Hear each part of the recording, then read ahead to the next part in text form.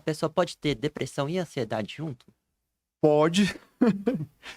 Pode, isso acontece demais. Uhum. E existe, inclusive, uma ligação genética entre as duas coisas, tá? Olha só. A gente sabe que tem genética para depressão e para ansiedade. Uma coisa aumenta a outra e a outra aumenta um. Uhum. E eu costumo dizer o seguinte, que os tratamentos, para funcionarem, eles só vão realmente ser efetivos se a gente conseguir tratar tudo. Uhum. Se você trata a ansiedade sem tratar a depressão, ou vice-versa, você deixa é como se você tivesse uma casa pegando fogo e você só apagasse o fogo em um dos cômodos. Uhum. O outro cômodo pegando fogo, daqui a pouco vai fazer o primeiro Alastrar, cômodo alastrar de novo. Uhum. Então você tem que pegar no tratamento, fazer tudo. Cercar mais uma vez aí, pegando o cérebro, né? Trata a depressão, trata a ansiedade, trata a insônia. Tem que tratar todos os sintomas, senão o tratamento realmente não vai para frente. Uhum.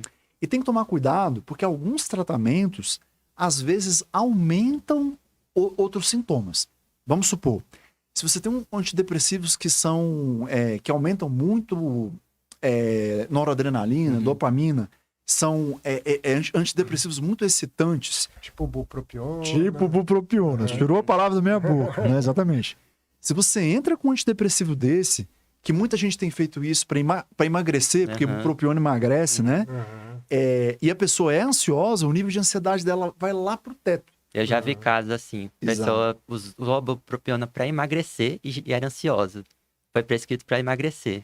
Piorou a ansiedade. E piorou a ansiedade. Aí o que acontece? A pessoa tem um ataque de pânico, que é um pico de ansiedade muito alto, e aí vai parar lá no psiquiatra, eu vou morrer, eu acho que eu vou morrer do coração e tal. Aí vai pro cardiologista no pronto-socorro, o cardiologista fala, não, você não tem nada no coração. E, na verdade, foi porque usou bupropiona, que foi que levou a ter isso aí, né? Então, tratar a ansiedade, tratar a depressão, é necessário fazer as duas coisas, né? E é comum, às vezes, né, Roberto, a pessoa ter sintomas dolorosos, né, dor crônica, em associação ali com depressão, né? Nossa, Marcelo, tema importantíssimo. Dor crônica e depressão andam muito juntos, né? É até assim, um dos fatores até que às vezes me ajuda a selecionar um paciente para fazer estimulação magnética é ter dor crônica. Porque a gente sabe que o paciente que tem dor crônica responde melhor no tratamento com estimulação magnética para a depressão, sabe? A estimulação magnética ajuda na dor dele também, né? Agora, essa dor crônica geralmente é uma dor no corpo todo, né? É aquela dor estilo fibromialgia, né? A pessoa diz que o corpo todo dói e por o corpo todo dela doer, ela tem menos energia para fazer as coisas. Então, por isso que eu digo que primeiro a gente tem que dar para a pessoa condições dela ter energia para ela poder se movimentar. A gente tem que tirar, com o tratamento, a gente tem que tirar essa dor dela para efetivamente ela poder fazer alguma coisa. Porque senão ela não consegue. Se ela chegar no primeiro dia do tratamento e eu virar e falar assim, olha, para você ficar boa, você vai ter que fazer tantos polichinelo, né? Uma coisa assim e tal. A pessoa cheia de dor, ela não vai dar conta. Não vai fazer nenhum, né? Não vai fazer nenhum. E é de suma importância, né, que ela faça atividade física. Então, precisa prepará-la para ela conseguir fazer. Né? Justamente. Aí, o que eu costumo falar para a pessoa? Ó, vamos entrar com tratamento aí, vamos lá, vamos supor, entra com estimulação magnética, entra com medicação. E aí, em algumas semanas, geralmente 2, 3 semanas, a pessoa já vai ter um nível de energia suficiente para ela começar uma atividade física. E aí, qual atividade física que a pessoa começa, né? E aí tem dois tipos de pessoa. Tem gente que gosta de atividade física. Para quem gosta de atividade física, eu falo para a pessoa fazer a atividade física que ela gosta. E tem pessoas, gente, que não gostam de atividade física, né? Não tem jeito. Pois é. E aí, o que eu falo para essas pessoas? Você vai fazer atividade física que você menos desgoste. Ou seja, né? Que você ache menos pior, né? Que geralmente é fazer uma caminhada ou alguma coisa assim, né? Então, ou seja, ela vai fazer o que ela der conta, mas ela vai se movimentar de uma forma que vai trazer benefício para ela. E a importância da gente ter essa visão global do paciente, né? Que você está falando, né, Roberto? Às vezes, o médico vai lá e trata só a depressão. Mas aqui a gente está falando, tem que ver o sono, tem que avaliar a ansiedade, tem que avaliar a atividade física, tem que avaliar o intestino. É uma visão global que a gente tem que ter do paciente, né, Roberto? É por isso que as consultas não podem durar 5 minutos, né? A gente tem que ter essa visão global Para isso, a gente tem que conhecer o paciente, né? Muitas vezes a gente tem que conhecer até a família do paciente. Quando vão os acompanhantes dos meus pacientes, eu chamo eles para a sala, para me ajudar. A mãe sabe muita coisa sobre o paciente, o pai sabe muita coisa, o irmão. E aí a gente tem uma visão melhor. Porque muitas vezes a pessoa ela não se percebe como depressiva, por exemplo, né? Aí o acompanhante vira e fala assim, pois é, ele não tá depressivo, ele tá dizendo que não tá depressivo, mas ele parou de jogar videogame, né? Jogar videogame, agora pra nova geração aí, parar de jogar videogame, pra mim, é uma coisa que me chama atenção. Já é um sintoma, quase. É um sintoma.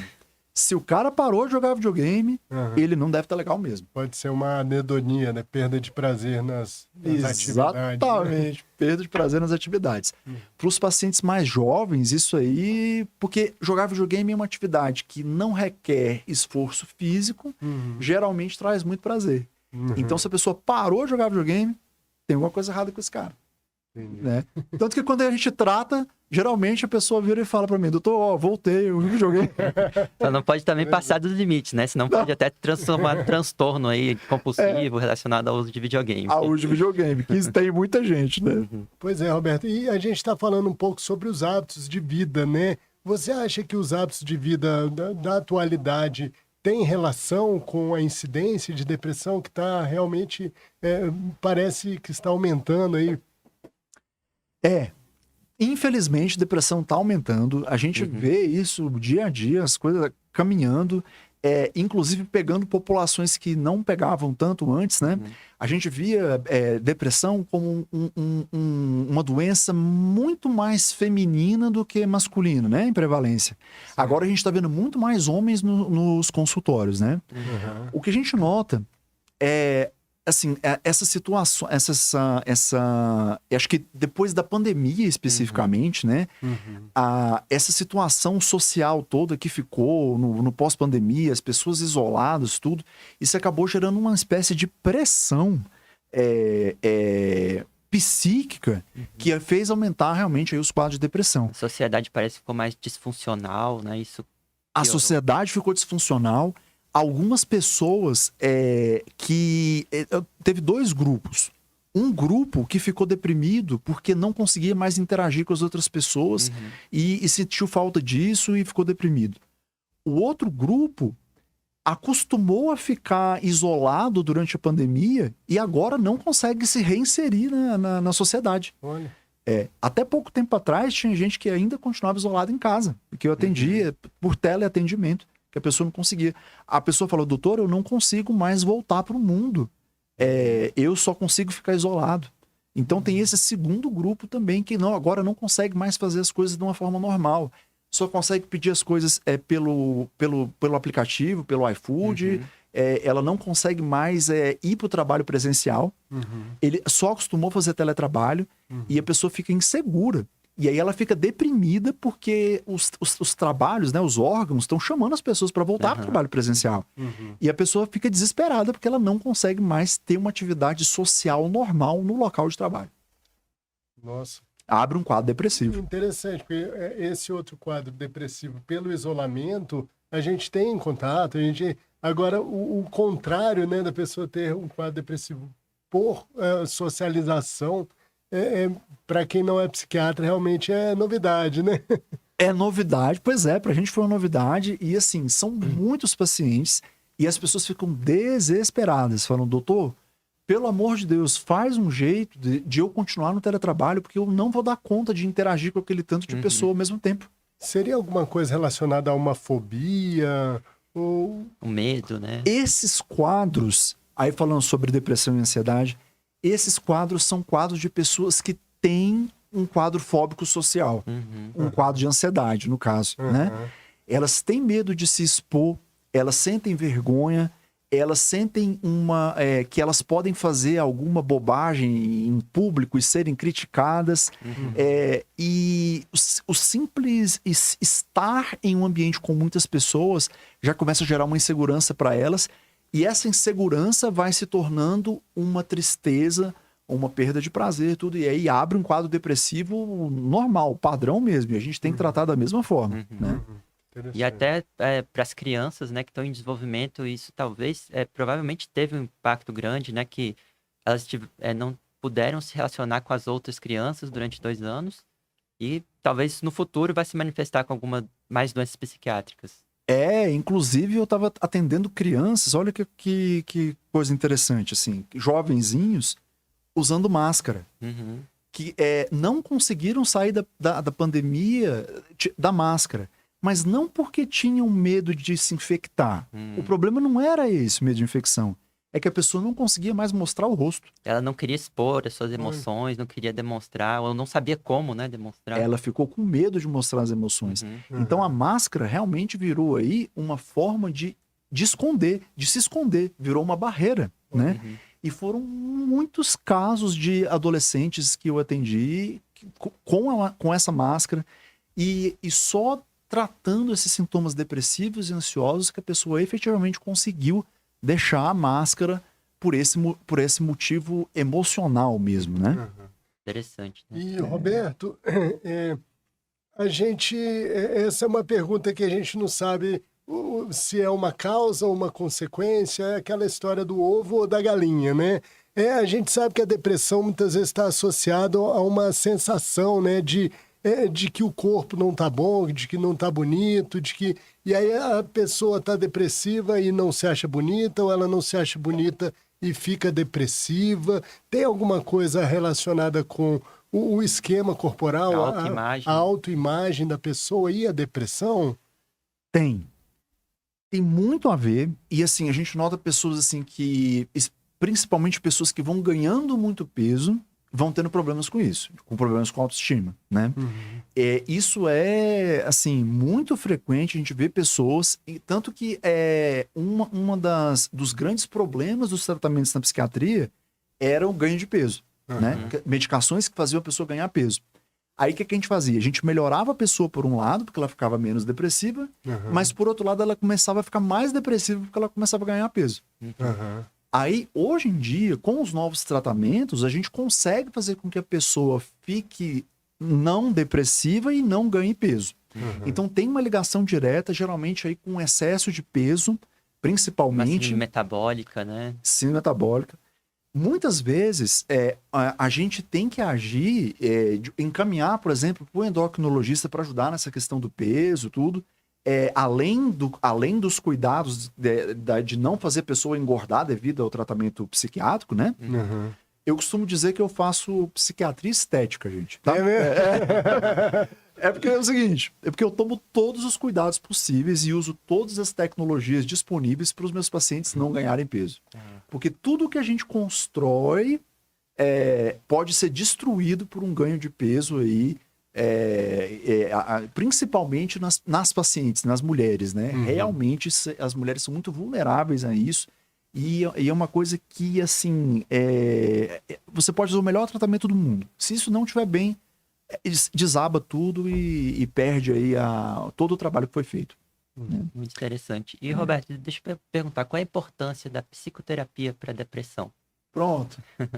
Psicoterapia é um tema muito, muito interessante, muito importante. A gente trabalha em conjunto com os psicólogos, nós psiquiatras, ou pelo menos eu, né? Trabalho direto, uma relação muito próxima. Agora, é o seguinte, a psicoterapia, ela precisa de ter uma finalidade, um tema.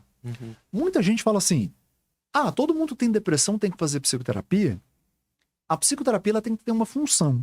Então, por exemplo, se existe um conflito, existe uma necessidade para psicoterapia. Então, por exemplo, a pessoa está assim, eu estou mal porque eu não gosto do meu emprego. Eu acho meu emprego difícil, meu chefe é chato, é complicado e tal. Essa pessoa a gente indica para terapia. Ou, eu não sei se esse relacionamento que eu tô é a melhor coisa, porque o meu namorado já tá me enrolando há 12 anos e a gente não sabe se vai casar ou se não vai casar. Essa pessoa, ela tem que ir para psicoterapia. Agora, chegam algumas pessoas que você pergunta para a pessoa e ela não vai dizer nada. Ela fala assim, então tá tudo bem, meu emprego tá legal, a minha família tá bem, tudo. Eu simplesmente não me sinto bem. Nada tem graça para mim, as coisas não fazem sentido. Essa pessoa, se ela for para psicoterapia, ela não vai ter assunto com o psicoterapeuta. E aí o psicoterapeuta vai me mandar de volta. Eu falo assim, olha, agora não tem motivo. Então, grande parte dos casos, a maioria dos casos, a gente vai ter uma indicação para psicoterapia, vai ter um conflito, né? Que a pessoa vai trabalhar na psicoterapia, um conflito interno ou externo, né? Mas existem casos em que a gente não vai ter demanda, né? Ou às vezes essa demanda vai surgir mais para frente, quando a pessoa começa a organizar mais a vida, aí surge lá alguma questão do tipo, puxa, será que é melhor aquela colega de trabalho que me chamava atenção e eu não tinha coragem de chegar perto dela, e agora que eu não tô mais deprimido, eu tenho coragem, né? Será que eu chego e converso com ela e tal? Aí a gente manda pra psicoterapia pra pessoa trabalhar esse tema. Legal. Né? Legal. E, Roberto, além da cetamina, existem pesquisas com outras medicações inusitadas, né, vamos dizer assim, como psiquiatria, né? Surgiu não tão recentemente, mas algumas pesquisas de LSD em alguns quadros psicóticos, se eu não me engano. Agora é o seguinte, a questão é a psilocibina, né? O cogumelo alucinógeno, qual teria o papel que teria e tal.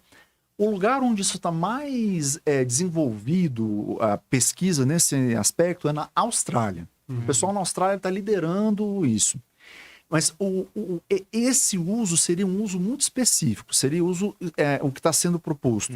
Seria você usar a psilocibina, né, em uma entrevista guiada por um psicólogo.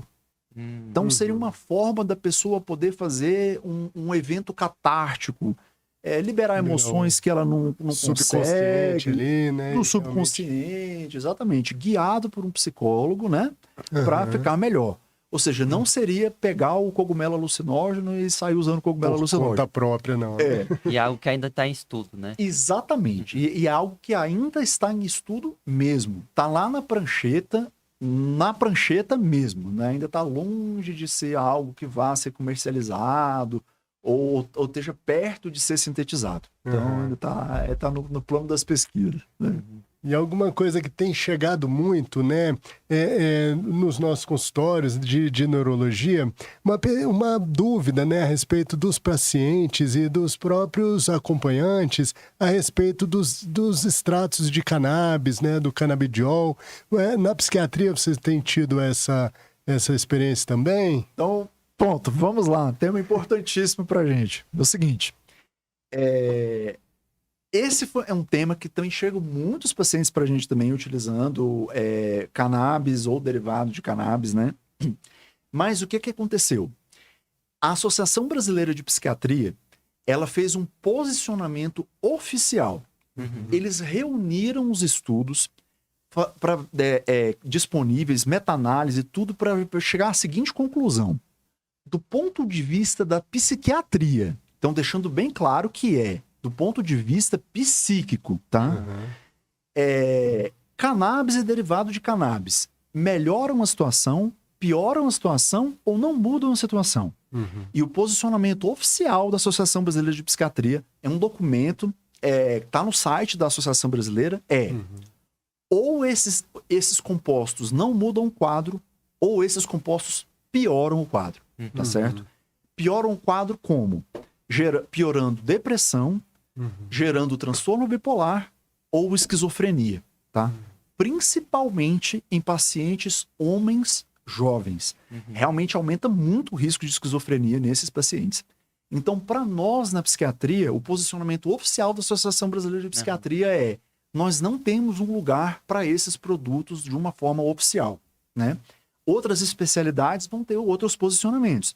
Mas para nós, por exemplo, já aconteceu de eu ter 3 casos de paciente com alucinação auditiva após o uso de derivado de cannabis e eu ter que tirar correndo e entrar com antipsicótico por conta disso. Então, realmente, a gente já viu aí mesmo isso acontecer na prática. Interessante. E o quadro depressivo por si só pode gerar alucinações, pode gerar sensação de perseguição? O quadro depressivo por si só, existe um tipo de depressão que é o episódio depressivo grave com transtorno, com sintomas psicóticos. Existe, que é o F33.3 lá, né? Esse quadro, a pessoa, ela pode ter delírios e alucinações. Geralmente são alucinações e delírios bem estranhos. Tipo delírio de que ela não tem os órgãos, de que ela tá morta. A pessoa, ela fala assim, não, você pergunta pra ela, como é que você tá? Ela fala, não, eu tô morto. Eu não tenho mais estômago, eu não tenho mais coração.